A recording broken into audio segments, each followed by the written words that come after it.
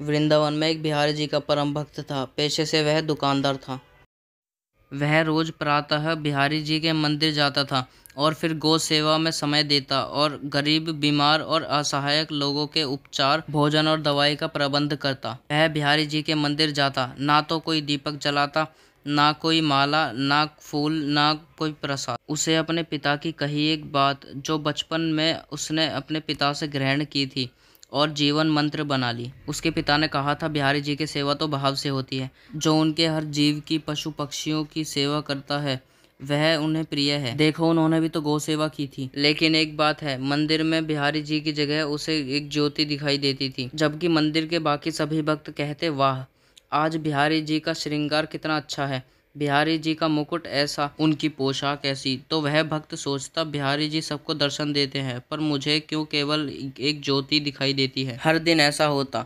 एक दिन बिहारी जी से बोला, ऐसी क्या बात है कि आप सबको दर्शन देते हो पर मुझे दिखाई नहीं देते? कल आपको मुझे दर्शन देने ही पड़ेंगे।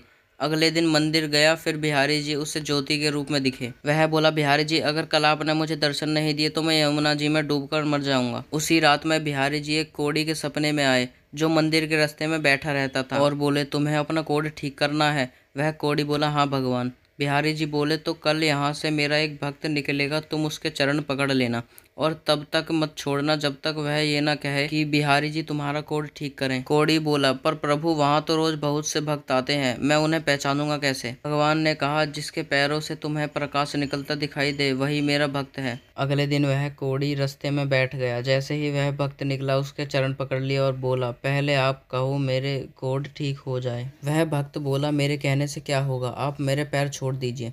कोढ़ी बोला, जब तक आप ये नहीं कह देते कि बिहारी जी तुम्हारा कोढ़ ठीक करे, तब तक मैं आपके चरण नहीं छोड़ूंगा। भक्त वैसे ही चिंता में था कि बिहारी जी दर्शन नहीं दे रहे, ऊपर से ये कोढ़ी पीछे पड़ गया, तो वह झुंझलाकर बोला, जाओ, बिहारी जी तुम्हारा कोढ़ ठीक करेंगे। और मंदिर चला गया। मंदिर जाकर क्या दिखता है, बिहारी जी के दर्शन हो रहे हैं।